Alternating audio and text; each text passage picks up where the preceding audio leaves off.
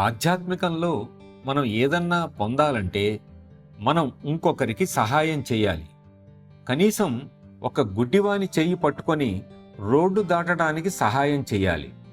ఇది కూడా చెయ్యలేకపోతే నీవు ఎదిగేందుకు అవకాశం లేదు.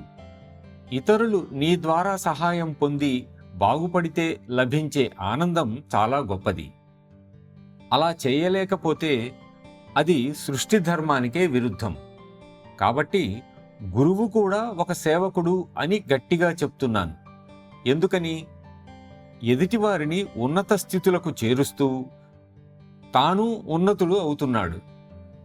ఒక కళాశాల ఉపాధ్యాయునికి మంచి పేరు రావాలంటే అతని దగ్గర చదివే విద్యార్థులంతా క్రమశిక్షణతో చదివి ఉత్తీర్ణులవ్వాలి.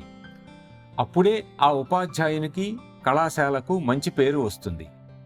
కాబట్టి మనం క్రమం తప్పకుండా సాధన చేయటంతో పాటు మన వలన ఇతరులు ఎదిగినప్పుడే మనం ఉన్నత స్థితికి చేరుకోగలం.